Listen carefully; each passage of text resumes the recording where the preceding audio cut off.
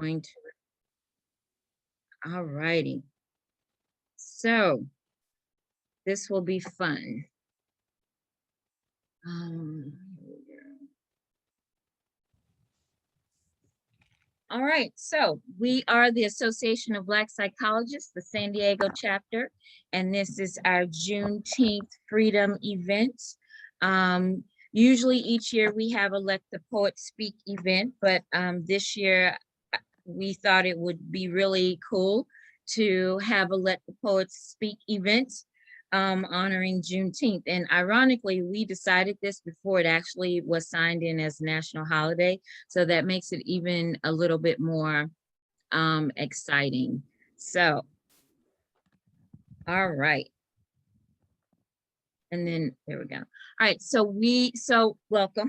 We are gonna have our libations led by Dr. Judy Sandayo, a quick video on what Juneteenth is, and then we will have our poets to read. So we're just going to, let this be very organic. It's not highly professional. It'll be one person right after the other. I had a few people to confirm for sure that they wanted to read, and those people are Dr. Murray, Evanette, Elizabeth, and one other person I'm not seeing quite yet. I'm not sure if they've logged in. And then after that, if you are so moved to say something or share something, please put your name in the chat, and Manola and I will recognize you, and we'll just get you on the docket. So let's go ahead and start with libations. This is our lovely Juneteenth freedom sign. And just a reminder, we want each poet to speak 5 to 10 minutes in order to give everyone an opportunity. So libations. So what libations is, I thought I would kind of share with us what it actually means. It's an African ritual where it involves offering drink to honor our creator, our sacred ancestors, our current humanity, and those to come, as well as our environment. So if I can turn over the floor to Judy, I'll stop sharing, and then Judy, if you can take over and do our pour libation ceremony for us, please. Okay, thank you so much, Dr. Monica. So in the African tradition, I'm very honored to pour libation to honor those of our ancestors who we miss, we rever, we respect, we admire. We stand on their shoulders. As you think of those, if you think of some of your own family members who have made that transition, feel free to, or friends who've made that transition, feel free to post their names in the chat so that they can be acknowledged. We want to acknowledge them. So I pour libation to honor the ancestors who showed us how to persevere through persecution and demand our rights to freedom, equality, and social justice. Now, from the realm of the ancestors, we are the beneficiaries of their protection and guidance. Ashe? Ashe. I pour libation to honor the elders. Our elders have eaten a lot of bitterness, and they're continuing to eat a lot of bitterness in this world as descendants of African people. So I pour libation to honor the wisdom that they bestow on us to teach us and guide us. Ashe. Ashe. I pour libation to honor those who have lost their lives due to racial injustice and violence, many of whom's lives have, well, all of whom's lives have been cut too short because of racism and inhumanity. So I want to pour libation for them too. Their names are too numerous to mention, but if you have some of them on your minds and on your hearts, feel free to put their names also in the chat. Ashe. Ashe. Ashe. I pour libation now to honor those who are yet to be born. Their feet will rest on this land.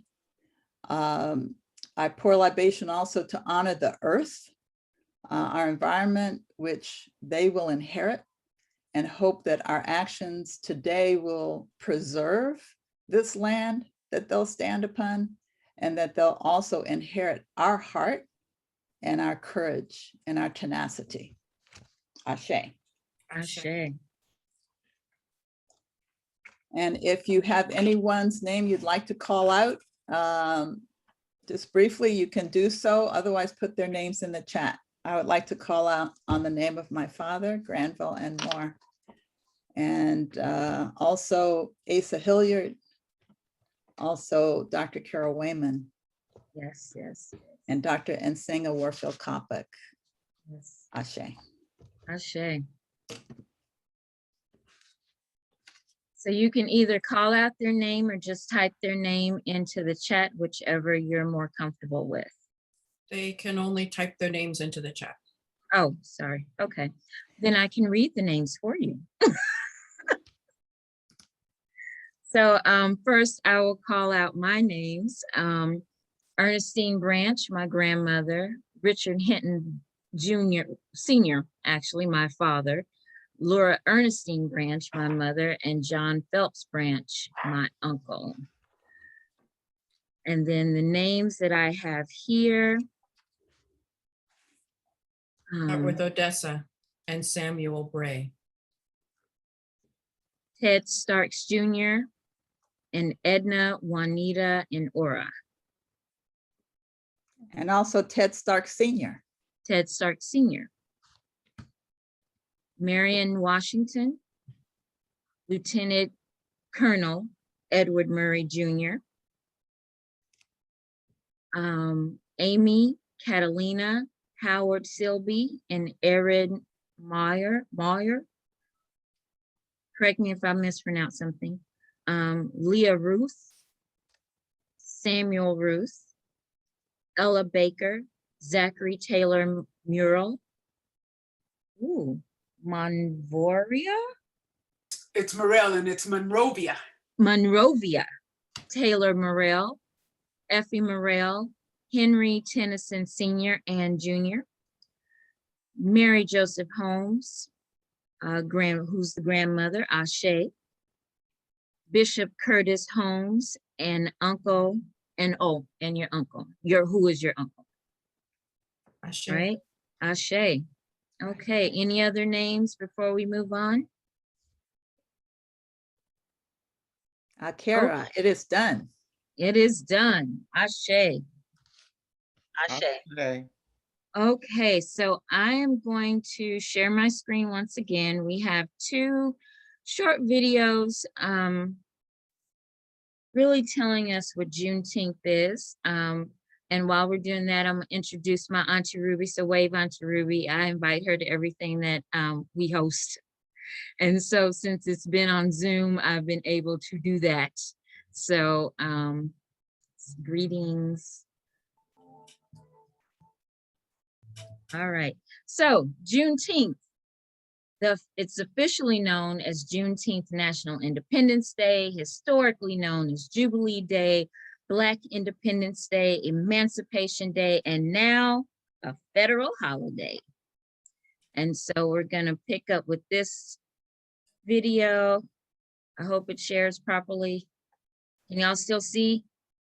Can everyone see? I can't see you, so please say yes or no. Nobody can see. Nobody can see. Okay, thank you. We see the PowerPoint, but not the video. So you're gonna have to switch to the next To the screen. video. Okay, no problem.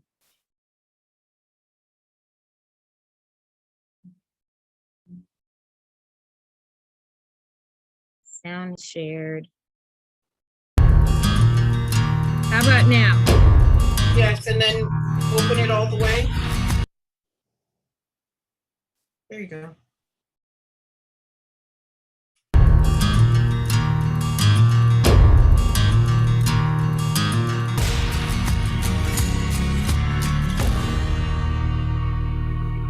It's a piece of the fabric of the history of our nation right here in the heart of Texas. From the shores of Galveston Island to the space of what was once the historic Osterman Building. To these brick-paved streets right here in Houston's Freedmanstown, where families built homes, started businesses, and raised families. And they left a legacy that still stands here today. This is the story of Juneteenth. It was the final blow to slavery. On January 1st, 1863, President Abraham Lincoln signed into law the Emancipation Proclamation as the war between the North and South was being fought. He says that on January the 1st, 1863, all slaves in bondage will be freed in those areas that are in rebellion against the United States. But for slaves in Texas, the freedom bell had not yet rung. While the Civil War raged on for another 2 years after the Emancipation Proclamation was signed, President Lincoln continued his work to abolish slavery everywhere. It was very clear that if the Union wins the war, slavery is over. Though Texas slaves were not free, news of the Emancipation Proclamation had already spread into the state. Or the owner in a small plantation went into town, he brought the slaves with him to load the wagons or unload the goods. And they heard the news. 2 years after the Emancipation Proclamation was signed, on January 31st, 1865, the 13th Amendment was passed by the House of Representatives, constitutionally banning slavery in the United States. Months later, in the spring of 1865, the Civil War ended. Then on June 19, 1865, Major General Gordon Granger and Union soldiers arrived on the shores of Galveston Island. They issued General Order Number 3, freeing all slaves in the state of Texas. At the end of the first sentence, it said all slaves are free, but at the beginning of the second sentence, it says this involves an absolute equality. Sam Collins is a history buff. So when you think about the words absolute and equality, you would think that equality would be enough, but he stamped it with absolute equality. We're still in pursuit of that absolute equality today. The Galveston native loves sharing stories about his hometown, especially the story of Juneteenth. In his research, Sam learned about the United States colored troops who stood alongside Union troops when they arrived in Galveston to take over Texas and free the enslaved. Though freed by the order, the transition from slave to freed man or woman was not instant, and by some historical accounts, met with absolute opposition, as recalled here by a former slave. The reaction on the plantations was mixed. It depended upon the owner and of the land and the slaves. Some were very harsh, basically said, "You're free, get out of here." The roads were crowded with slaves trying to go back to Louisiana or wherever they had come from to find the relatives they were separated from. Some of them took the road from Galveston and settled right here in Houston.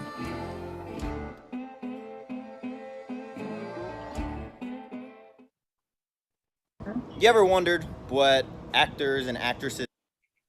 All right.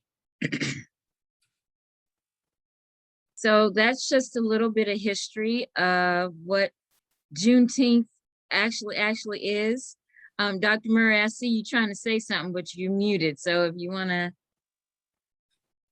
can he be unmuted, Manola, so he can speak? Hello, Phil Raphael.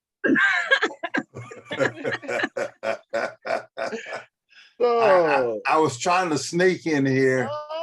Got to acknowledge you, my brother. It's good to see you. Yeah. I'm actually trying to figure out how to get this screen maximized. So far, I've got me, Manola, Monica, Lorraine, Judy. I'm Lorraine. Actually, I'm Edward Murray. But that's my wife's name, Lorraine. But Oh, So that's if- it. Oh, I see there. Okay. So I'm not Dr. really. Phil, if you go up to the right side of your screen, you'll see where it says view. And you Yeah. want to say gallery view, and then it'll give you everyone's picture. Aw, this is so nice. Oh, I okay. can't got tell it? you. All righty. Oh, So nice. I got one more little video, and then we will get started with our poems. So I hope everyone has their poetry and their poems ready to go, because this is going to be exciting. All right. So let me do share screen one more time. All right. So I thought it would be nice for us to find out a little bit about the woman behind Juneteenth and who she behind making it a holiday. The civil rights leader. So let me pause that for a minute. Stop share. Then we're gonna reshare. And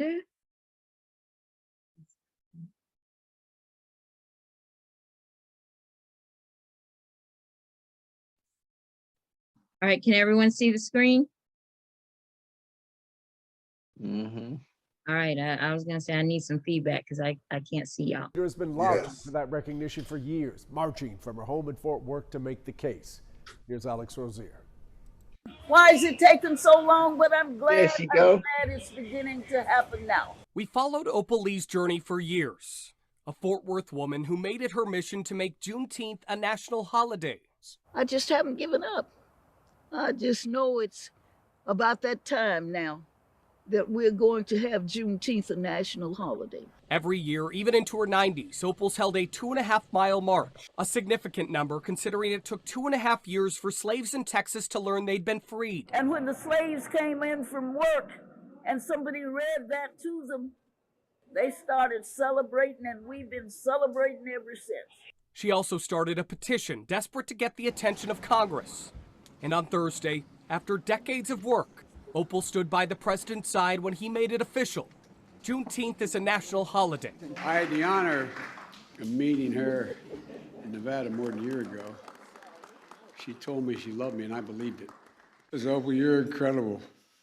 A daughter of Texas, grandmother of the movement to make Juneteenth a federal holiday. I have to say to you, I've only been president for several months, but I think this will go down for me as one of the greatest honors I will have had as president. Pretty amazing that the journey for this new holiday started in Fort Worth with a 94-year-old woman who wants this day to be remembered for what it represents. A day when everyone gained freedom. I'd scream it from the housetops that unity is freedom. People have been taught to hate. And if people have been taught to hate, they can be taught to love. In Fort Worth, I'm Alex Rozier. All right. Brush your teeth and. Okay, we don't need to brush our teeth in less than 10 seconds. Oh, Monica, Since I joined this late, Oh my gosh, where is it? I have a quick question. Was there any discussion about the implications of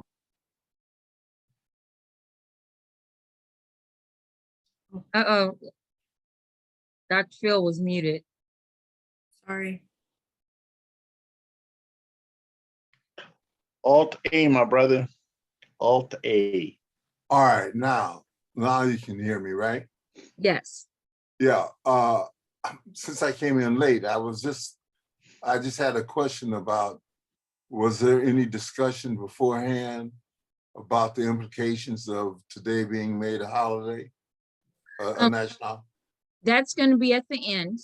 So I want you to hold those thoughts till after the poetry, because that is going to be part of our next steps. Okay. Okay.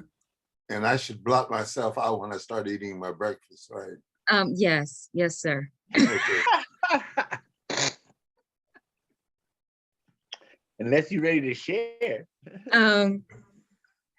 What did you make yourself for breakfast? I want to know. A mixture of buckwheat groats and quinoa. I'm cooking as a hot cereal, and then I'm gonna top it off with raisins, blueberries, and walnuts, and then almond milk. All right. And then I'm having a slice of Ezekiel cinnamon raisin bread with a mixture of almond butter and Saint Fleur fig preserve. Wow. That sounds yummy.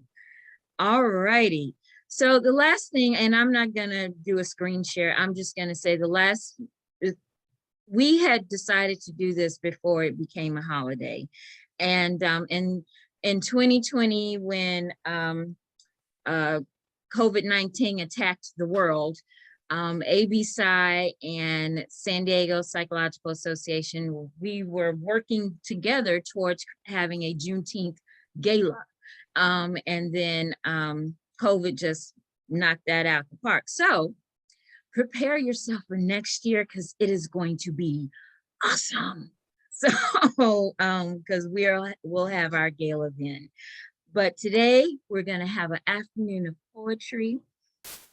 Juneteenth is important to me because I am from Houston, Texas, and I spent many a day driving to Galveston. When I was learning how to drive, my father and I would get in the car and he would say, where you want to drive? And I'd say, let's drive down to Galveston. And we would eat crawfish po' boys and drive around the town and go to all the historical spots and walk on the beach and then drive back home. So that was a Sunday afternoon adventure for us when I was learning to drive and get my license. And even before then, sometimes he would just say, let's go drive. And that's how we'd spend our afternoon. So we are going to actually start with Dr. Murray, because Dr. Murray is one of our elders, so it is appropriate, and he is also a past president, so then it is appropriate that he starts off our afternoon. So, Dr. Murray, if you want to unmute, say hello to everyone, maybe a few words of who you are, and then just all right. Well, you know, I've been off the books for a little bit because I got hurt and all that stuff, and a whole bunch of trials and tribulations with the legal system too. But I'm back, and I'm, you know, working my way back to things. You know, I'm about to turn 65 in September, and you know, most people say they're starting to retire at that time. I'm starting to try to come back at 65 and do some things. So, but you know, I've been going through all kind of trials and tribulations with the, you know, law enforcement and different stuff. It's an interesting story, which I'll present at a later point. But of course, my friend Judy Sandayo has helped me quite a bit getting through all of that. And any rate, I wanted to let you know how much I appreciate getting back in here with the folk. And I got a little thing I want to read. I don't know if I'm gonna try to share this, do the share screen thing. So I'm gonna see how that works. It's a little piece I'm gonna read from a book I wrote. Let me see how I get a share screen. Let me see if this works. Oh, Manola, you'll have to allow him to share screen. How does this go? Okay, now how can I access the place I want to? I can just, let's see, there's a photo. Let me try this one.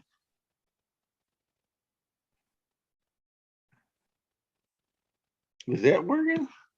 Can anybody see anything? Yes. Yes. Okay. Now how do I open up my thing again so I can see everybody? No, that's not what I want. Okay. I lost everybody here. I don't know what happened here. Now I just got only. So okay. if you share your screen, it's not going to be easy for you to see anybody. Oh, okay. So I'll just hold on for a minute here. Okay. Can everybody see what the little image I put up there? Yes. Everybody can see the image. Okay, good. I'm gonna go ahead and read this, but there's supposed to be a caption up top that says, "We gotta make a move, dude." That's supposed to be at the top. We gotta make a move, dude. This is from my little book I wrote that I'm trying to get into all schools, but it's relevant to an understanding of how we have to adapt as Black people to changing circumstance and situations. You know, we had the time when we got Obama in there and everybody thought, okay, now Obama's in, and what happened was there was a backlash and all kind of things here. And here we got Trump put into our face. And the point is, freedom is not free. And that you got to constantly make an adjustment, and you got to take stock of your environment and make a move. So this is a page 31, as you see, from the book, which says, I'm gonna read this thing. Things here have gotten out of hand. Our fields of plenty now are sand. Our river water is but a trickle. This is no time for being fickle. There's been a change in our condition, and we must be about our mission. Now that push has come to shove, we must preserve the life we love and act to move decisively and find a better place to be. But so mysterious did reply to valley dry, my heart is tied. Besides, we knows not what awaits in lands of strange, uncertain fates. I'm not the kind to take the risk on what could go wrong. I've made a list. Come and read it, you will see Valley Try is where we should be. So this little scene in my books depicts where it has come to an understanding on one side of the story that it's time to make a move. We got to do something, and we're under threat. We got to respond. And then on the other side is someone saying, well, you know, this is all the way we've done things all the time. And we know we're going to just, I can't be going into a different, you know, making a risk of making any changes here. And, you know, this is the way to go. You got to see it this way. So I know this sounds very familiar to all of you in terms of how it is that we advance as a people. There's times when we've got to look at what we're dealing with and make some kind of move. And that might mean letting go of some old ways, of stop doing things the same way we always did them. So that's what this is about, and it's relevant, I would submit, to our situation of trying to make our lives and our circumstance for our people better than it is. You know, we thought we have something, and we gotta make it a bigger and better and adaptive way. I don't know if I'm expressing that as well as I'd like to, but well, I'd like to offer any comment people have about these ideas. Any comment? My comment is we do have to make a move. It is time to make changes. I agree. And I think it's important to get behind some of the bills that are being fought now, and making some of those things actually come into law, and some of those changes.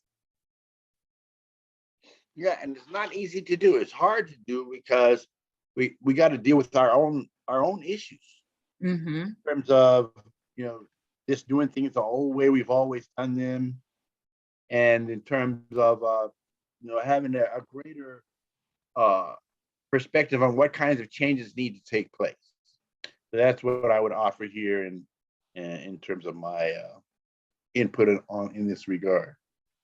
All right. Transformation is not Tanya?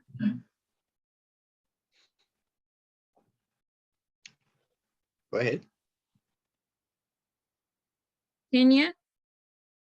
Can you unmute yourself?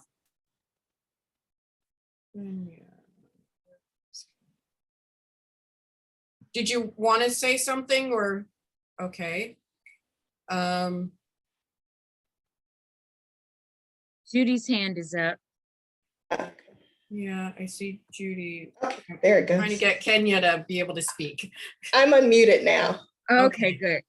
Thank you so much. Good afternoon, and thank you so much for allowing me to participate. My name's Kenya Taylor. I live in the East County, in the unincorporated area, and I'm a LMFT.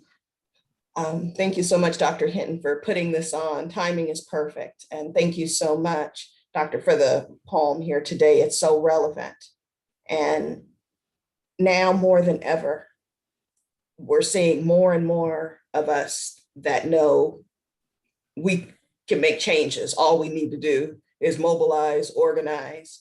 And what I want to say is one of the proudest moments that I had last year was seeing how far Dr. Hinton got to almost winning an election for school boards in El Cajon. It's really important that we have people in positions that care. And I just hope that we have more people that know we have more power. All we have to do is organize. And we're starting to see changes slowly. Even myself, I ran for County Board of Supervisors and got 45,000 votes and was only 4% behind. Yes. But now this is the time that people know when Black people lead, everybody wins. And I thank you so much, because what you said, it was just really hit the nail on the head, because the time is now. And it's important for us to take it now and keep going, because self-love is what it's about, and more people are using it now. So thank you so much for sharing your poem with us. And I look forward to getting your book too. Yes. Please let me know. And Kenya's my Sarah, by the way. I just wanted y'all to know. All right. What sorority? What sorority? Delta Sigma Theta. I love those Delta. Incorporated. That's right. So Judy is next. Before you speak, whoever is behind NAMI San Diego in our own voices, can you please put in your actual name, and can you take off your screen or turn on your screen? Judy? And then Dr. Murray, could you unshare so we can see everybody's faces, and after. What do I do here? Unshare. Now that's a task for me here. Let me see if I can find a way to. Here we go. Oh. Okay, I'll do it. I'll get it for you. That work? I got it. All right. Perfect. All right. And then the next, after we finish with Dr. Murray's poem, the next speaker will be Evanette's. All right. Judy's on mute. Judy is trying to talk, but I know. she's having some problems. How about now, Judy? There you go. Sorry. Thank you. I was going to say, since we're a smaller group, we might just want to unmute everybody. I mean, we all mostly know each other. I mean, it's great to do that for large groups where people might say something not helpful, but you know, we family here, I hope. I just wanted to thank Dr. Murray, and I wanted to say what resonated with me was the, in terms of the time is now, is a reminder of the historic vote that took place in Georgia, and what Stacey Abrams did to bring people together. Yes, and what you were saying, Kenya, in terms of if we work together, there's nothing we can't achieve. So we saw that practically. And then since the election, we're seeing how imperative it is to keep going because of the laws all of these states are putting in place to try to prevent us from having that edge in voting, because they know we can do it now. So we have to constantly be running scared on point. So that's all I wanted to say. It was perfect. Exactly. Yes. So I'm up. All right. Thank you. So Evanette, yes, ma'am, you are up. Tell us who you are and share your poem. Hi, I'm Dr. Evanette Powell. I'm with the Black Social Workers. I also want to tell you a little bit about the people I put in the chat. Henry Tennyson Sr. was my great-grandfather.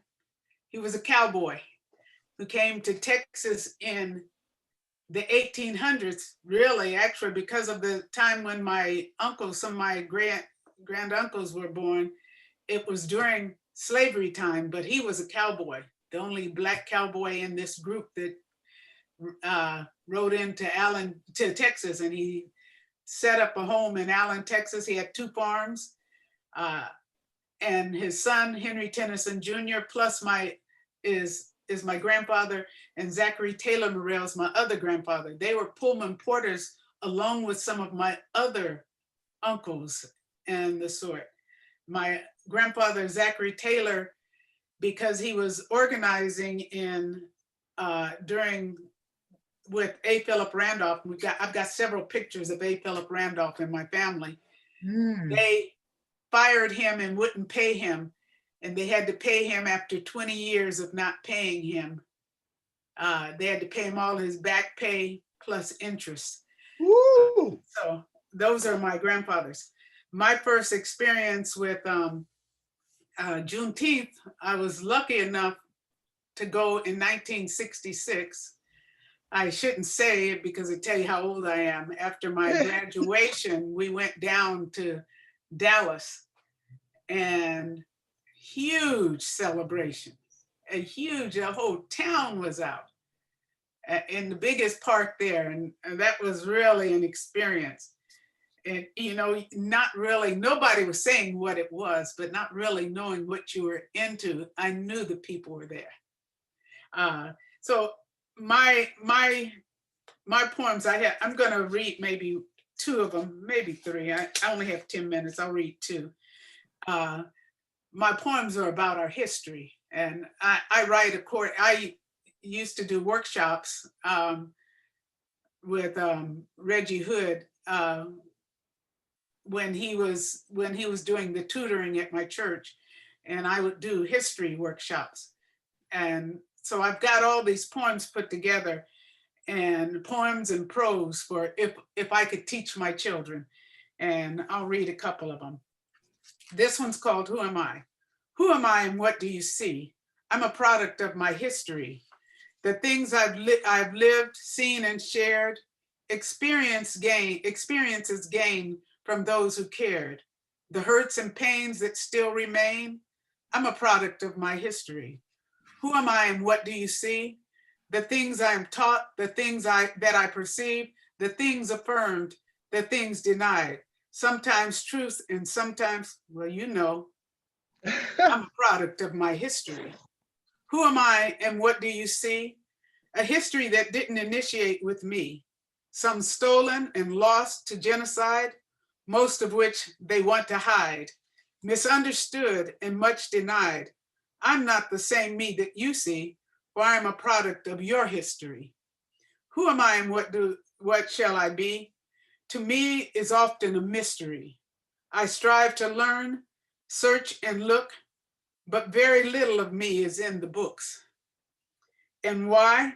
The whys, the whats, the wheres, the hows are still unknown to me right now. This too is a product of my history. Who am I and what will I be? I am certain God can see. He knows my past, he knows me now. He knows my future, the what's and how. Who am I and what shall I be? That only God, my creator, can be, for he knows my real history. That poem was written on July 9th, actually in 2003, because Cuyamaca College was having a poetry thing, and being the only Black person, well, I think I still was at that time there, I decided I'd write history. So you'll see some of that is, they denied who we are. The next one is just, and a lot of my mood hits me and I'll write a poem. This one's a critical view of history. What have you learned about your history thus far? Were you told that you were weak, that your ability was marred, you're unable to learn, you are destined to be poor, you're nothing today, you're nothing before? Were you taught by what was said or by what was ignored? Look again with a more critical eye. These messages were sent to make you unwilling to try. Have any other people endured such hate? Have any ever been beaten and killed at such a rate? Have any worked so hard after freedom was gained to have everything stolen till nothing remained? Do you know how much endurance and strength it took to fight against the odds in such a poor outlook? How they stood against threats so greatly outarmed, beaten, hung, hosed, jailed, and many other ways harmed. They fought for the vote though the decks were stacked. They fought for education they so greatly lacked. Every accomplishment was gained despite overwhelming odds. They held on to their faith and held on to their God. What will you be able to add to history that others have begun? Will they think of you and know you by the victories that you've won? Will they learn that you have lived and died by the bullets of a gun? Have you taken what they've left you and given it your best? Did you give up on the battle and settle for much less? You are still writing history and you still have a chance. All you were given, you are able to enhance. You can see your past that has value and change how you believe. You can see that your life is worth more and change is the way to live. They don't leave the knowledge of your history in other people's hands. Take the time and read and learn for yourself. I won't read the third one. A lot of people are my third one's a criticism of our lack of listening. Thank you. Ashe, any thoughts on Yvonne's poems? Anything resonate with anyone? All of it. All of it. And I would love to hear your third one. My third one? Okay. I think there must have been a shooting in the neighborhood or something. So the third one is, what would they say? What would they say if they saw our sons and daughters dying in the streets? What would they say after generations of fighting to overcome segregation's defeat? What would they say if they knew it was by our own hands? Would they hang their heads and say, I just don't understand? What would they say, those who fought this fight before? What would they say, those who risked, even gave their lives so we could have much more? What would they say if they knew their legacy would be ignored? Would they turn their heads and say, I just can't take anymore? What would they say if they saw dissension over neighborhoods, colors, and other things small in scope? What would they say if they saw the loss of hope? Would they too wonder how to cope? What would they say, those who knew that unity made us strong? What would they say, those who stood together through battles, although they were so long? What would they look at the division and question what went wrong? What would they say to so many who don't seem to care? What would they say, those who see our young ones dying and caught in prison snare? What would they say? Would they question and wonder, how are we so unaware? What would they say, those who stood so the enemy would not win? What would they say? How can we explain the battle lost from within? What would they say, my sisters and my brothers? Where's the love for ourselves as well as others? I read this as an awakening at the Black Social Work Conference, and I think they were a little startled. They're used to my other poems, but this one kind of struck them differently. Right. Thank you. I'm gonna block myself out for a minute because I'm trying to help somebody who's trying to get in. So Manola, if you can just kind of take over. The next reader is going to be Elizabeth. Hi, everybody. A few of you have met me. I am Monica, and Dr. Monica and I are business partners and have become very, very good friends. We also work together at Sharp in the mental health department, specifically focused to addiction, though I ended up being blessed by getting to work in all the departments, from the youth all the way up to the trauma cares. So one of the blessings I've had working with her is still achieving a deeper understanding of how, even though I myself have 9 different ethnicities in me, because of the way I grew up, my skin goes anywhere from completely white to dark, dark, dark. I've had people tell their sons they're not allowed to marry me because I wasn't white enough. And I've had other cultured people tell me I wasn't enough of whatever they were. So I've lived a lot of it, but at the same time, I'm learning that I didn't live enough of it.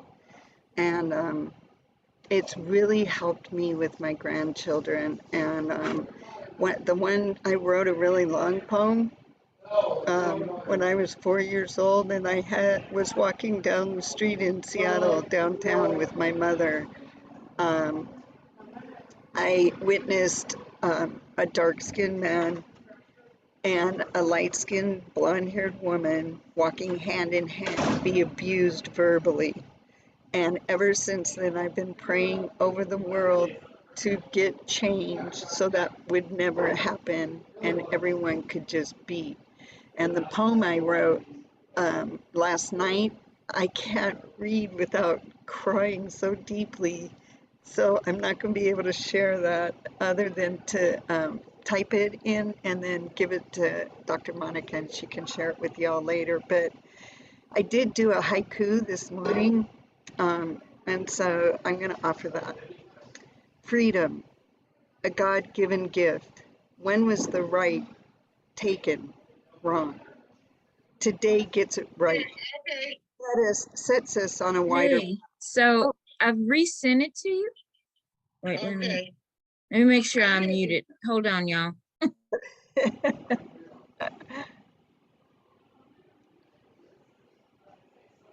Okay, I'm going to start over. Okay, so freedom, a God-given gift. When was the right taken wrong? Today gets it right. Sets us on a wider path. Opal Lee won the fight. Proved dedication she had. We now have her song, and so many now a dance. Our youth now belong, because all those who took a chance. Complete. Thank you all for the opportunity. Would anybody like to say anything? Thank you. It was really lovely. Thank you. I actually have African in me, Polynesian. I'm 27% Native American, but none of these things was I given the right to know until I was 58 and did my own DNA.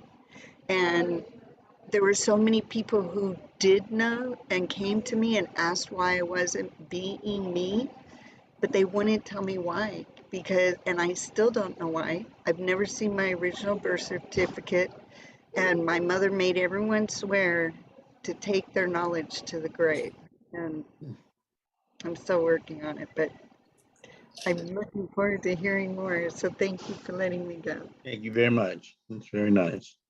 Liz, thank you for your courage and your willingness to be vulnerable. Yeah, opening up like that.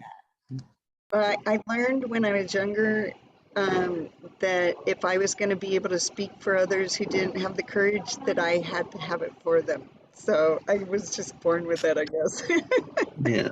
My kids actually asked me, when we go out tonight, can it just be us and not everybody in the restaurant? Aw, thank you once again. I'm not sure who was speaking next. I don't know the order. Judy, do you know? I don't think it matters, right, Judy? Anyone can just. There were some people who she had said had asked to speak, had asked to present. So I wanted to make sure that they had an opportunity first. But after that, anybody can go. Does anyone know if you're the one that called her, or let her know that you definitely wanted to? Because that's how we could do that then. Okay, hold on, Rhonda. So I've just unmuted myself. Dr. Pope had a student who was interested, and I gave the student the information, but I don't know if that student is here. So now I'm just opening the floor to whoever would like to read a poem or say something, or if we want to have discourse about what this holiday means and what our next steps are. So if you want to just put your name in the chat.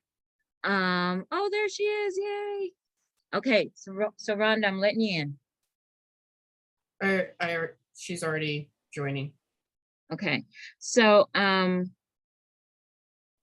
so whoever would like If to you say raised your something. hand, that would be the easiest way. Then it's easy to see what the order is.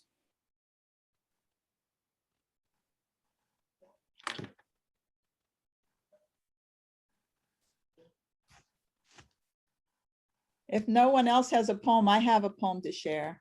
Okay. I was going to share another one, but the poems written so far, shared so far, have inspired me to share this other one called Survival Gene. And it was written, I wrote it because I think that there is a genetic link to our ancestors, and that through that link comes resourcefulness and all of those characteristics that keep us sane and resilient.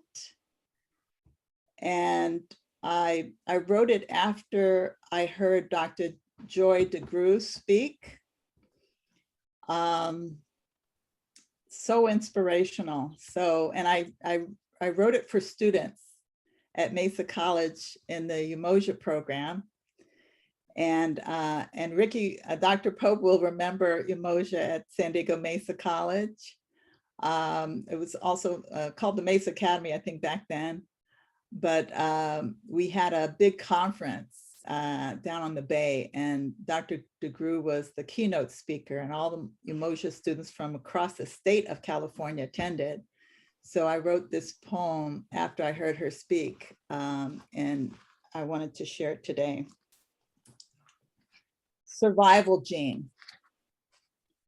We carry the survival gene from the very bones that lie between Africa's coast and America's shore. The gene of resistance, persistence, and more, the determination to fight and learn how to bust back through that door of no return, bigger and stronger, more resolute, creative, contemplative. We don't give a hoot who knows. As long as that same blood flows in our veins, our ancestors' courage is what keeps us sane. Don't you know we carry the gene that survived the lie? And so we're tenacious, audacious, and fly. We got the genetics of tougher stuff. And if you think scratching our symbols in stone on the death cell floor wasn't enough, we've survived 336 years of the most horrific Holocaust inflicted by peers. But through our great faith, intellect, brute strength, and oh, how many grandmothers' prayers and tears, we've survived. Though sometimes it might feel like we just hanging on by a thread. That thread is 10,000 years of sinew wrapped around the bones of our dead. Ain't no way that thread is thin. It's a gilded cord connecting us to where we've been. So hold on to that thread that ties us to our roots. Hold on. Imhotep did. Hold on. Queen Hatshepsut did. Hold on. Marcus Garvey did. Harriet Tubman did. Sojourner Truth did. Mary McLeod Bethune did. Malcolm X did. Rosa Parks did. Martin Luther King did. Your parents and your grandparents and great-grandparents held on. Barack Obama still holds on. Your Umoja professors will always hold on because you are worthy of all they did. And we of the survival gene have something of worth to hold on to: truth, justice, and righteousness, the principle of Ma'at. Feed that Sankofa bird. Say what? Do you really understand how much strength we got? In our ancestors' will, we've been left a lot. Wisdom, discernment, vision, breadth, integrity, positivity, and a guiltless rest. That's how it is we've come this far. I am, my brothers and sisters, because we are. And you are the best of what we've come to be, the pride of our struggle through history. So remember and never, ever give up the day, because survival is imprinted in your DNA. Thank you. That was nice. Ashe, ashe. I'm ready to conquer the world. Oh, that's nice. Comments, thoughts, comments. That's beautiful, Judy. That's That beautiful. was Holding beautiful, on. Judy. I love it. All right. You know, so many of our young people, you know, after George Floyd was killed, we had some meetings, I'm sure all of us did, with our young folks, whether it was on campus or in your families. And there were young people that were really afraid to go outside, that were so depressed and full of anxiety. Yeah. And so it's important to remind them and each other that we have strength we don't even know about. Yep. Very much. Very much. Amen. We do. We do. Mhm. Okay. Are there any other poets? Anyone want to say something or just add to the cause? All right, Darlene, unmute yourself. You have the floor. Or the screen, as it were. Thank you, thank you, thank you. And what an honor it is to be among all of you on this very inspirational day. I am overjoyed and blessed. I'm Dr. Darlene Towns. I practice here, private practice here in San Diego. I have two office locations, one in Miramar and one in Del Mar.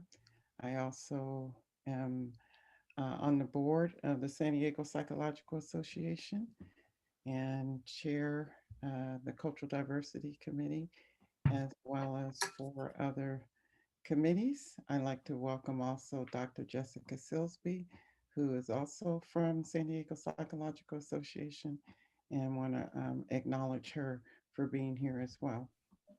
So, Dr. Sadayo, I loved your poem, as well as Dr. I think it's okay for me to call you Dr. Powell. Your poetry is just inspiring. I just loved all 3. I loved the intensity of the 3rd one, and I felt your heart in that. And so, absolutely. And even though I forgot the other doctor, and I don't want to call him by his wife's name, I just bless you. Dr. Murray. Edward Murray, yeah. Dr. Murray. Okay, Dr. Murray, I appreciate your poem as well. And thank you. And I believe it was Elizabeth who bravely shared her story. Definitely thank you as well. So, and Manola and Dr. Hinton for just even presenting this through ABSI. I really honor you and appreciate you as well. I'm not a poet, so I'm not even going to try, but I do want to share this because Dr. Sadayo so appropriately talked about how we inspire our young people. And this, I'm a new grandmother. I have 3 now. The oldest just turned 3 yesterday. And I've been acquiring books that I can read to them, inspiring books. And I thought this one was really, really great. It's called Bedtime Inspirational Stories. And this is, there's like 2 currently. So they're continuing the effort. This is volume 1. I think there's now a volume 2, and I'm sure that there's going to be more as the research, this person does the research to continue to add to them. And many of the ones that Dr. Sadayo spoke about are in this book that you can read to your children bedtime. The most important part that I loved about this is in the movie The Help, one of the most inspiring scenes to me was the maid inspiring the young child that they could be whoever they needed to be, whoever they wanted to be. And we as Black mothers, fathers, grandfathers, a community need to do that. And every book has a bonus material, and it's called Positive Affirmations. And so you say them aloud to your children. And there are, oh gosh, I think there are at least 10 pages or more of just positive affirmations. So even if you run out of things to positively say to your young people, there are plenty in here. And there are things to inspire them. And the last page I love is about STEM. We can inspire our children to go outside of, and don't get me wrong, I'm not saying it's wrong, but go outside of sports and go outside of traditional areas that have seemed to be resigned to us and not approach these higher levels of academia. So, and throughout these, there are inspirations so that they can aspire beyond where society has placed them. So I just wanted to give a plug for this. The author is, sorry here, L.A. Amber, L.A. Amber. And she's just doing an outstanding job of encouraging parents as well as young people to inspire the next generation. So I just wanted to say Thank you. ashe to her and to you. Ashe. Thank you for sharing that, Darlene. I think I'm gonna reach out to her. And maybe she can, maybe we could have a, I don't know, a book something for ABC one day and have authors come in and talk about their books. I think that might be fun, actually. And I'm going to buy her book because I know some young people who would really benefit from my book. Even in my own family who are young-ish, who would appreciate that. So, wow, thank you. Thank you for sharing. Absolutely. One last thing I almost forgot. The other thing, I think it came up when Dr. Powell was speaking, and that is, no, I'm sorry, Dr. Murray. Let me get my name. Okay, I remember Dr. Murray. Okay. And that is, what can we do moving forward?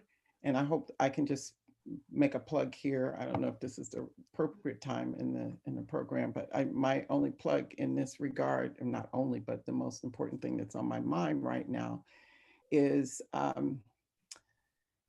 the trauma and the impact of transgenerational trauma on everyone that is not just descendants of chattel slavery here in America, but even, and I spoke to someone whose ancestry is actually biracial Jamaican and Scottish, and came from England, you know, and now as an American, you know, have come to America, that experienced racism just because of the color of his skin. Not that he even participated or his ancestors directly, but as he grew, he understood that his ancestors in Jamaica were actually part of chattel slavery. So the point that I'm making here is that I believe anyone that has African-American blood in them, that is in this country, has been traumatized by racism. And I believe that at the very minimal, those that are directly descendants of chattel slavery should receive mental health services for the rest of their life. And that is one of the things for reparations that I think must happen, because I'll speak for myself. My family lineage is so broken. I don't even know, if it wasn't for Ancestry.com or one of those, I wouldn't even know where I come from. I am so painfully aware of that. My 6 children are painfully aware of that, and that they have no aunts or uncles on either side because they're all dead from the impact of transgenerational trauma and self-soothing through drugs and alcohol to try and get through life in America. And if there's nothing else, what I've tried to do moving forward in my practice is work with African American and their descendants and try and bring wholeness and healing so that they can then break that cycle and bring wholeness and healing to their children and their grandchildren. And that has to happen through them being able to open up, feel safe, and disclose the horrors that are within their family and heal, because many of them hate their parents for how their parents treated them and don't know the story that their parents went through and their great parents went through. And so because of that, there is this perpetual hatred in our own families that we have to heal through. And so until psychotherapy is offered by people that look like them, for people that are like them, I don't believe complete healing is going to happen, no matter how much money they give us. So that's my plea. I comment on that. I had a little workshop I was doing called "The Brother on the Corner with the 40," because we look down on them, and we really shouldn't. We all adjust in our own ways. That's right. And that, unfortunately, and I worked with learning disabilities for so long, and some of those learning abilities become acquired because they beat your ability out of you. We see what our young men deal with, and then ultimately they give up. And when they give up, they either go to drugs, alcohol, or many of them even just totally break. Mhm. And we've got to do something about that. That's all I had to say. I'd like to offer a comment with regard to what's being addressed here, because there's a different way you can go with these kinds of traumatic experiences. It can be used as it can be a source of strength, if you will. In some way, they say inside our pain is the seat of our strength. And if you develop some kind of a practice, meditative techniques or whatever it is that you utilize on a daily, whatever basis, and you focus on this trauma or whatever, and decide that you're going to, be the warrior that overcomes it. There's a way in which you can kind of use it to help elevate yourself and your people. And I think that's one of the things we want to help everybody bring and help our people bring to what that traumatic history is. If we, because I studied this thing called the hardiness, and it was did my dissertation on hardiness, and it's that ability to bounce back from trauma. And, most people's trauma somehow takes them down, but there's these few that trauma elevates them, and that's because they have certain ways they go about. Usually there's a person that helps them develop some kind of practice or some kind of way of processing that on a regular basis, because you got to keep at it. You got to keep at processing that pain and using that pain as a way of, they had, like in martial arts, they teach you to take your tea and focus on whatever this pain is, and then you use it to become even stronger. And that's what I think has even carried a lot of our people to those highest heights. And the Malcolm X's, the Martin Luther Kings, the people that have gotten out there, and they've been through that same kind of trauma that a lot of the other brothers and sisters been through, but they became something great behind it. And I think that's one we got to come up with some kind of thing of getting that to be more widespread, whatever that case may be. So I just wanted to offer that as well. Phil, you look like you wanted to say something.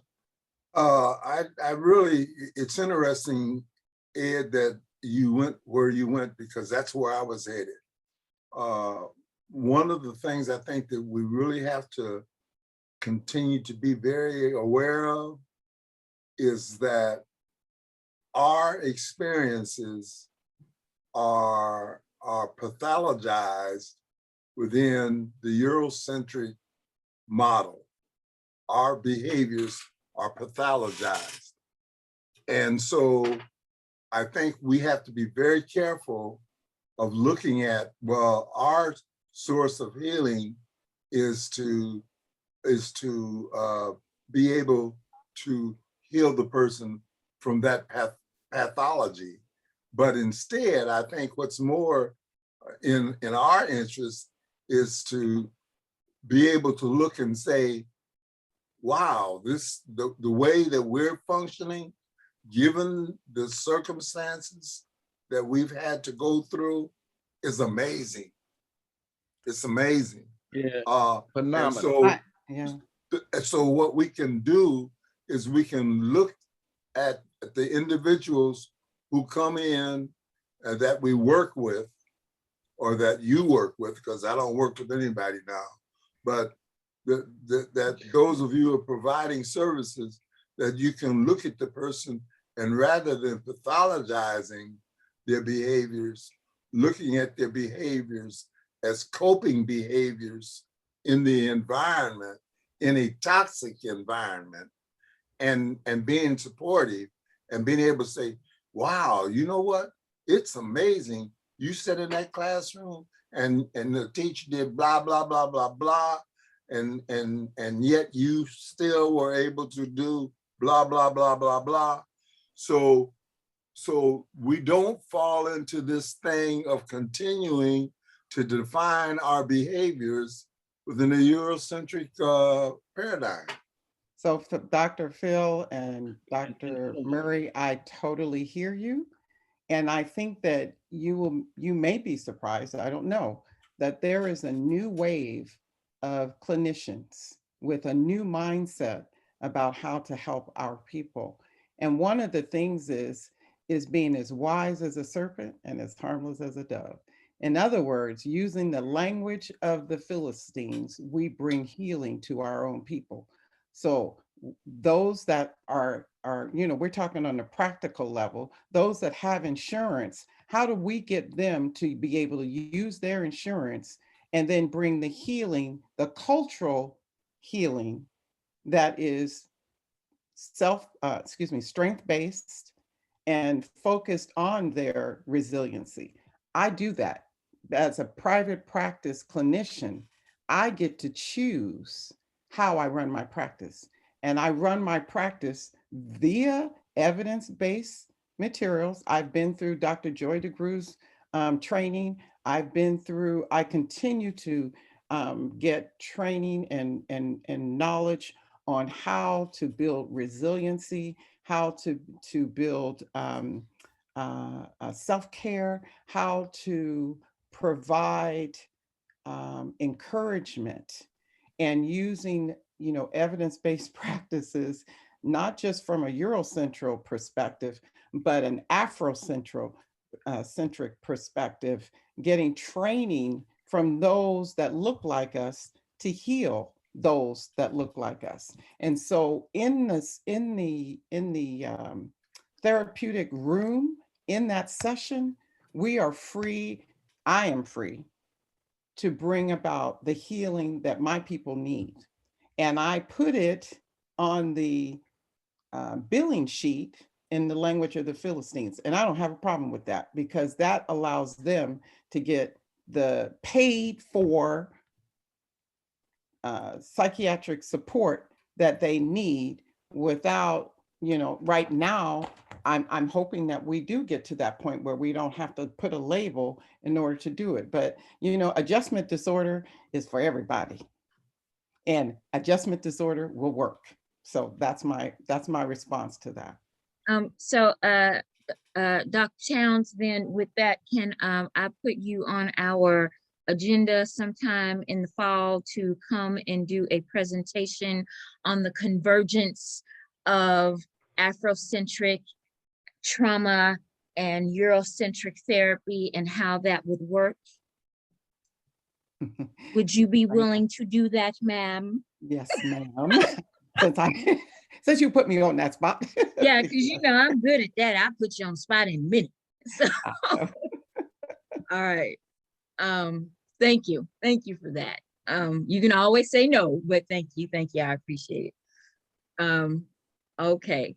I know, and Dr. Phil, I see your hand, but I know Dr. Pope has something he'd like to read. And so I want to give him the floor so he can read his poem. So hold all of your thoughts, because we will have another opportunity for discussion. And I know Dr. Green had something she wanted to read, and a student did email something to me that her daughter put together that I would like to share with you guys, and then we can move back to discussion. So Dr. Pope, you have the screen, sir.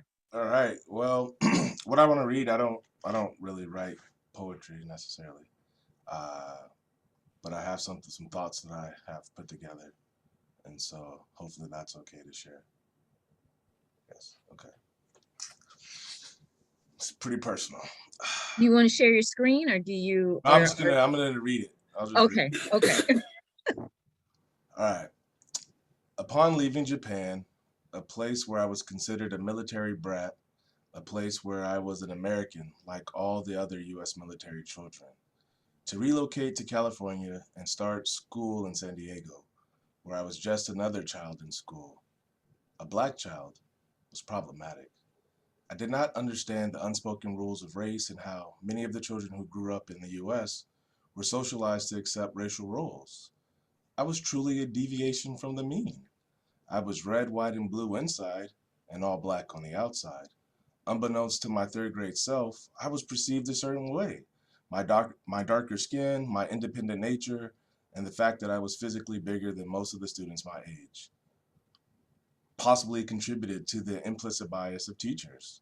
The unintentional consequences of the school's assessment of me as a third grader had lasting impacts. The way school files followed me had an intentional effect on my schooling and the way I was perceived by others even before I had met them. I'm not supposed to be here. When starting new schools, I often assumed that I was getting a fresh start, but the school had that file. I was treated as if something was wrong with me before I did anything wrong. Later, I began to accept the idea that I was a bad person because no matter what I did, I always somehow was the child that was doing something wrong. I was labeled as a bad kid, and it was not until upper division criminal justice courses at SDSU that I understood why.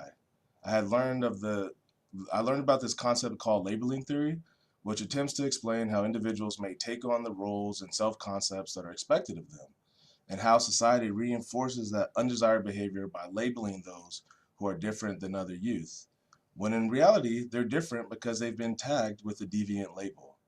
I'm not supposed to be here. I'm an African-American male from a single-parent home. In 8th grade, I was held up at gunpoint.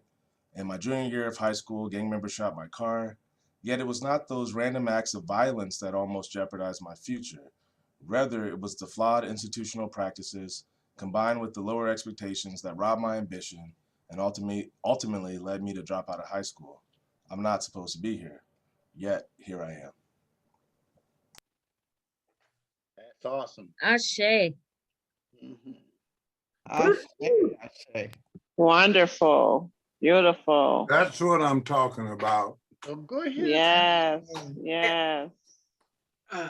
As we ran a school, was a director of Freedom School in San Diego for 3 years, from 97 to 2000. What a wonderful program. We had children, and it was for African-American children. And everything they read was about them. Everything they did was about them. And you're talking about counteracting what happens there. We had one little girl, her parents broke up and they moved to, the little girl and her mother moved to Santee area because they could afford it. And she was criticized. This was after her first year in the Freedom School. And this is what I was saying by my comment, we've got to bolster them. When they started calling her names, she knew enough to stand up and tell them who she was, and they left her alone. And her mother would leave 2 hours in advance, making sure her daughter made it to Freedom School that next summer. We've got to take care of our kids. We've got to teach parents as well as the children. Yep. Yep. Ashe. You remind me of Reginald Phoenix, if any of you knew who he was. He worked with Head Start and Neighborhood House Association. I worked with them for 8 years, and one of the things he would do is when he wasn't allowed in his capacity, when he saw these treatments being done, to go and speak to it or bring change. And he was African American, and so even though this was predominantly African American institution or corporation organization, everybody was having to walk such fine lines for their granting. And so he would tell me, because I was administrative assistant for the areas and the districts. And so I could go and speak to that. And I'm bringing this up because the training that I'm putting together needs someone with your insight and your ability to speak from that side. And I would be honored if you would consider it. Who are you speaking to? Dr. Pope? Did you say he was Dr. Pope? Ricky? Good. Whether you are or not? Yeah, no, absolutely. You feel Oh, free to contact me That's with some more wonderful. details and we can talk about it. all right. Thank you so much. I was a Well, military considering brat. I know exactly what she's talking about, I will be reaching out to you, Dr. Pope. All right. And that's why you have a partner with like Dr. Monica. Mhm. Okay, so I'm quickly gonna show, I'm gonna share my screen. Occasionally, I am invited to speak at universities about diversity for the students. So for, I think it's San Marcos University, I did a presentation. So some of the students I've kept in touch with, and one student couldn't be here, but she emailed to me a presentation that her daughter did, and so who is 9, and so I told her if we had time I would be happy to share it with the group, so I'm going to share it with you guys, and it's really adorable. So I'm going to share my screen right now so we can all see it. All right, so does everybody see that? Mhm. So she had a school project. Her name is Sarah, and Sarah's school project was Who is Your Hero? And she said her hero was was Harriet Tubman. She probably should have been a doctor, but anyway, was Harriet Tubman. And then, so here it is. First to begin with, let me move this up. First to begin with, Harriet Tubman was a peaceful and justice hero. She wanted the world to be equal. She escaped slavery by herself. Then Harriet helped enslaved people escape from slavery, even though it was very dangerous. And if she got caught, she might get put in jail or worse, killed. Now, Harriet escaped. Oh, how Harriet escaped. Harriet escaped in the Underground Railroad, and at day, she needed to find someone who agrees with her to stay there so nobody would find her and get her back working on the fields at night. She would move on and adventure forth. In addition, she was brave. Even though many people told her not to do it, it was very dangerous. Harriet moved on. She did it for rights, and if she had given up, Lincoln wouldn't have ended slavery, and there would have been slaves today. So this is her opinion. Finally, Harriet was unstoppable.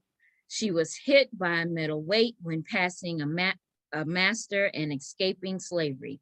She had a big cut on her forehead, but didn't let a cut stop her. She continued to help people in need. She was a true hero. What Harriet accomplished through her life: escaping without being caught, inspired Lincoln to end slavery, inspiring people to do the same. Bonus facts. Did you know that Harriet led over 700 slaves to freedom? That's a lot of people. Harriet was born as Araminta Ross. I can never pronounce her name properly, but Arminita Ross. Harriet was a nurse in World War I. Well, actually Civil War. Harriet's last words were, "I'll prepare a room for you," she said when her friends came over. So this was just a child's presentation, and I told her I would share it. And so there you have it. Very nice. And I can't pronounce the name. It's Arminta. Arminta? Okay, thank you. So before we go on, we have about 20 minutes left. Does anyone have anything they want to say at this point? Thank you. Greatly Okay. enjoyed this. I Oh, did yeah. too. So right now I'm going to do a shameless plug. As you know, next we are starting our own Saturday school. Some of you may know this, some of you may not. So any of you who feel so moved to participate, we have some committee members here right now with us. Please come join us. Our next meeting is next week, Saturday at 3 p.m. We have a name, we have committees now, and by August, we want to actually be starting our education, even if it's by Zoom. So definitely, if you're interested, let me know, and you can put your information here in the chat, your email, and I will definitely email you if you don't think I already have your email information. And then I'll send you out the link next week. And I know some of you are interested, but you're kind of waiting until other things are rolling and you'll step in and take over and handle something, much like Darlene, because you know I like to call people out.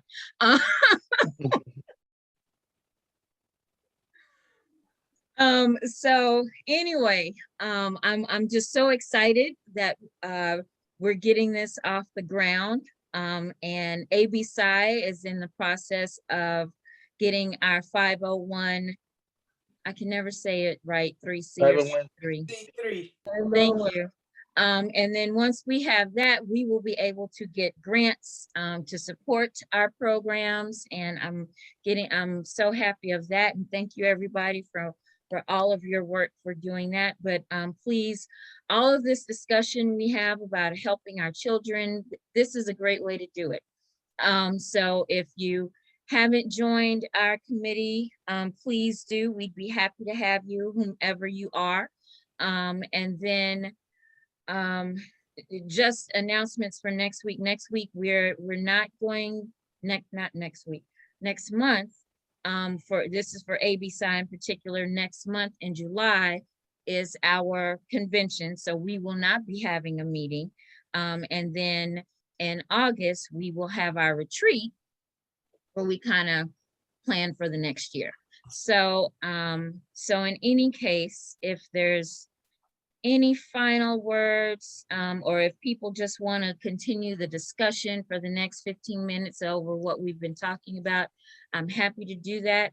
But that's all of my announcements that I needed to make. Is Julie presenting? Julie said no, she didn't want to. Okay. Yeah.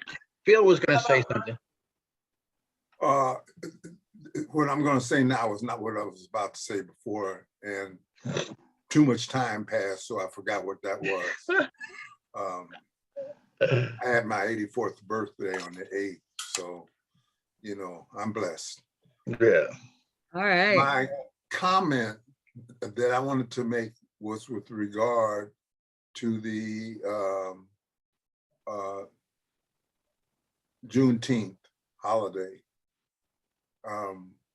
I understand a lot of people's excitement and feel good about the fact that it's been made a holiday, but I myself have some issues with it. And I just wanted to share what my issues were. I don't like the timing of when the holiday was made a holiday. I find it very interesting. 2 days before the holiday, they make it an official holiday. And you have the majority of the Senate voting to support it. So it comes out as a feel-good response from the Senate, which I feel lulls us into thinking, oh, wow, we got the holiday. But my question is, one, what impact does having the holiday made official have on the bills and the things that Congress needs to be doing now? They passed the holiday, but they're not doing the work that's making a difference. The voting rights. And from my perspective, I learned, I was a much older person when I learned about Juneteenth, and that was because some kids moved next door to us from Texas. But in terms of the impact that it has had on where we are today in terms of the whole racial scene, nothing has changed. We're still in the same situation. And I think we really have to start stepping back and asking ourselves, all right, we are constantly focusing on doing the kind of things that will make the situation better for us. And yet we can look at today and go back 50 years ago and see the exact same thing being dealt with. We have to figure out ways to break out of that cycle. Well, I think that's an important comment, and that we not be lulled in a sense of complacency about getting a holiday acknowledged nationally. Yet at the same time, it's not unimportant either to get some sign of respect. You know, it's up to leaders to let people know, people know that this is just a small step. It's a step, but it's a small step in terms of what we need to be doing. And it's up to people like you just did, Phil, to say, look, this is okay, but what about this other stuff? You know, we need, and that's how I look at it. They're not mutually exclusive, is what I'm trying to say. That we have this holiday, and yeah, okay, it feels good, yeah. And just like, you know, in a war, they sometimes have the trumpet blow and they show up the flag, and the people get charged up and they go in there. And that's why we got to look at this. Is that that's our little flag and start going in there and finish fighting this battle. You know, if you will, maybe that's the way to, you know, work it into their consciousness. That's right. I like that. I'd like to chime in about anything that could be political. That's one of my biggest passions, and I'm probably about to leave the mental health field because too many of my patients will Google me first. They see what I do. So they seem to love it, but you know, I never want any conflicts of interest, obviously. But the Congress, the Senate don't agree on anything. This was way too convenient. Yes. And so when we're talking about kids not learning in schools, kids getting kicked out, Black kids still not receiving the resources, if they have special education services, it's even worse.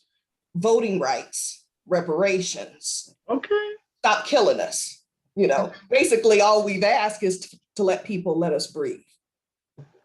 And I'm concerned because people like their photo opportunities. And as people of color, we need to understand, specifically Black people, people can't buy us off. And I say that because, as you, for example, Dr. Hinton, you mentioned the 501c3. What keeps happening, and I'm deep in the political circles and just got a position on the executive board for the state of California with politics. People will give you $5,000, $20,000, $25,000, but everybody else is getting $650,000.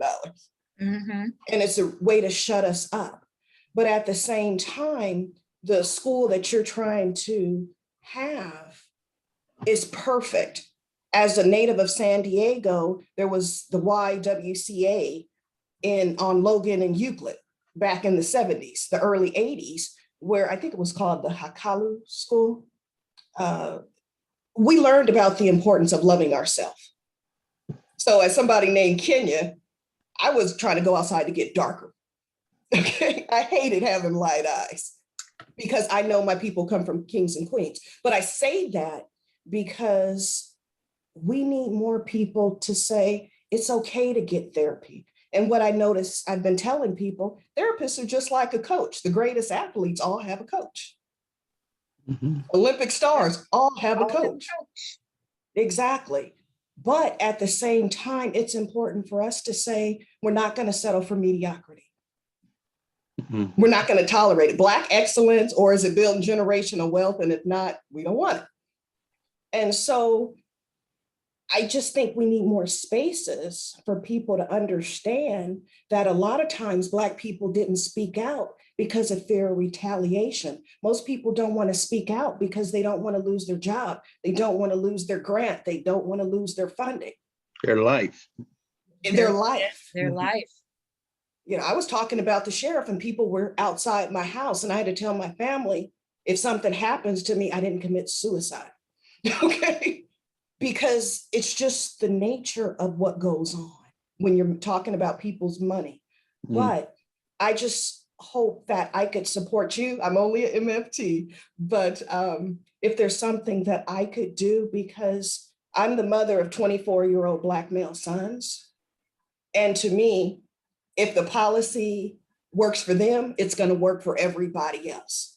And I keep asking, what are we doing to support dark-skinned Black men? Because I'm gonna get a pass. But people who are darker than me don't always.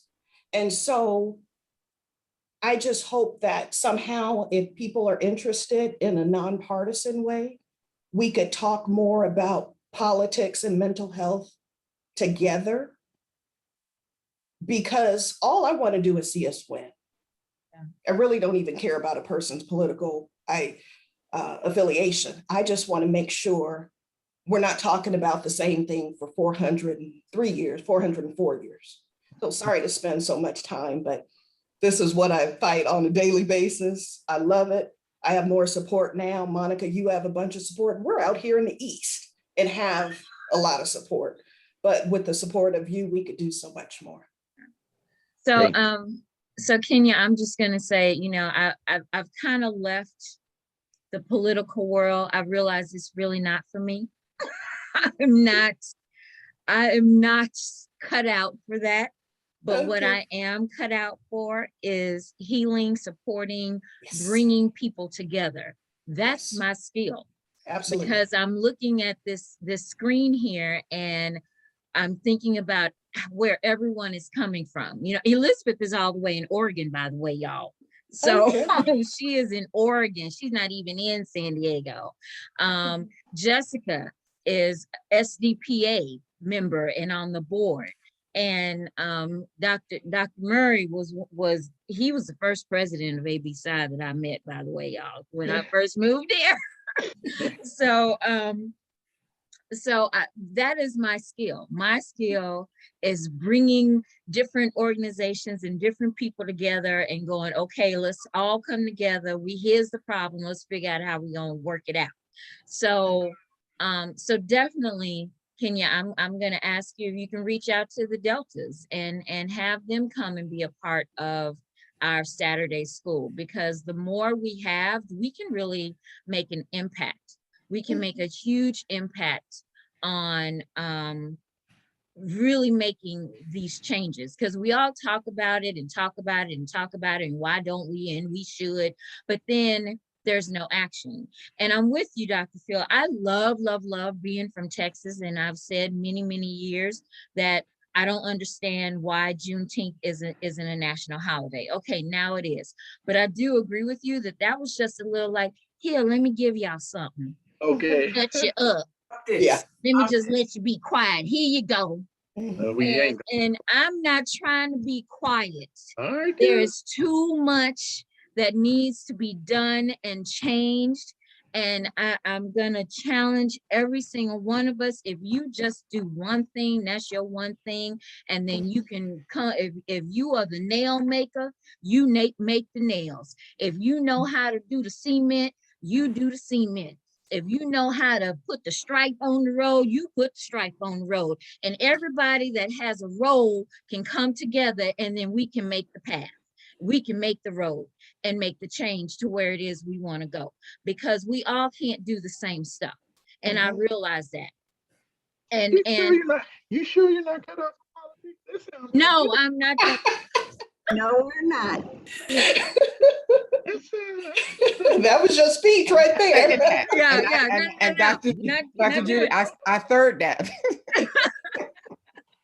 I can motivate you, but I'm not. I'm no.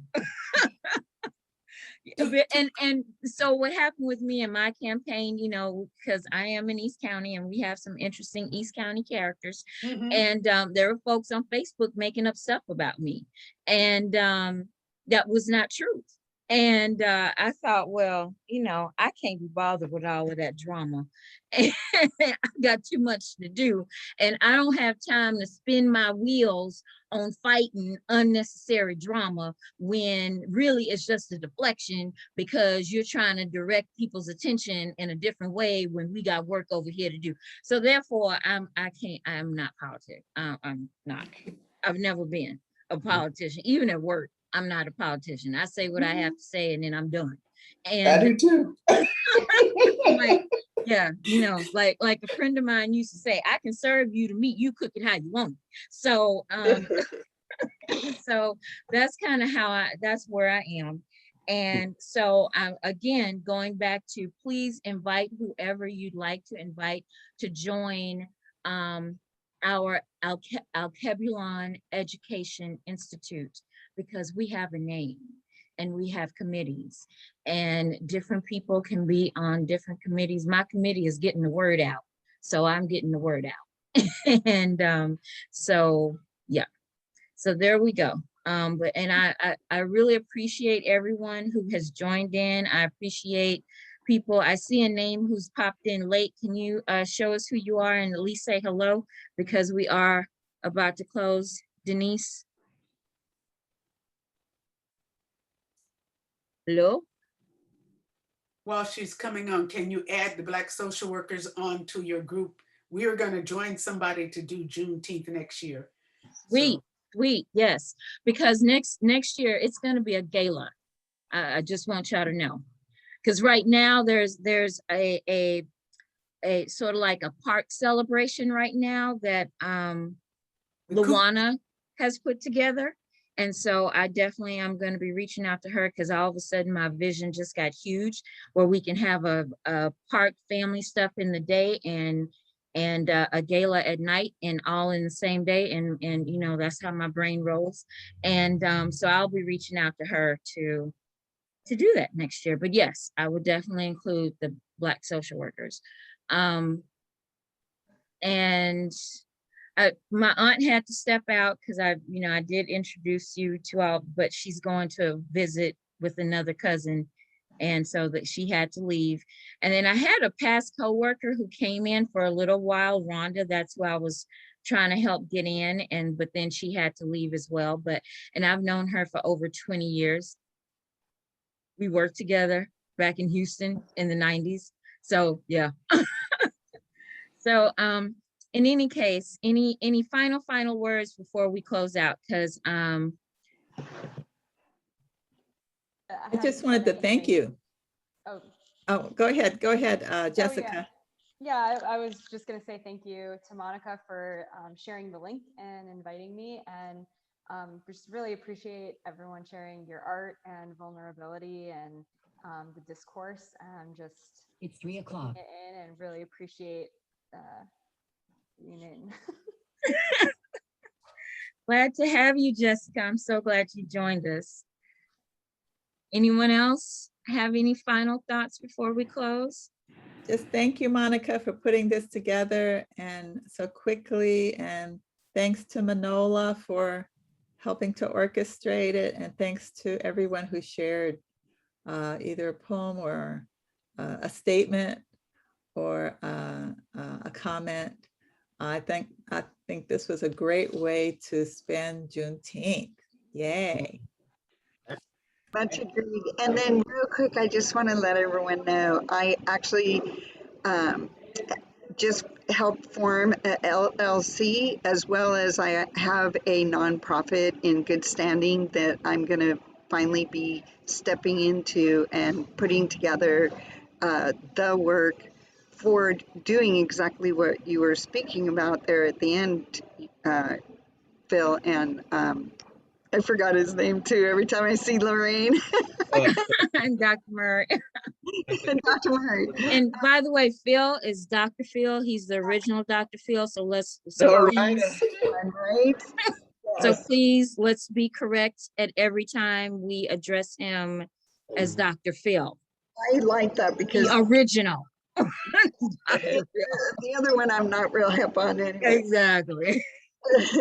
So, but what I want to say is that collaboratively, with all our strengths, there is no weakness. And there are not enough healers in this world, but there's plenty to go around.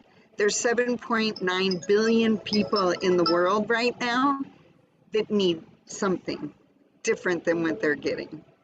And I definitely, the healing for the Black American community, the African community, you know, the experience of going from there to the Americas is such a different experience than the northern continent area of people that came this way, and the healing that needs to be done for everyone so that our youth, all our youth, no matter what the color of skin, to remove that, to remove race. We're not racing anywhere.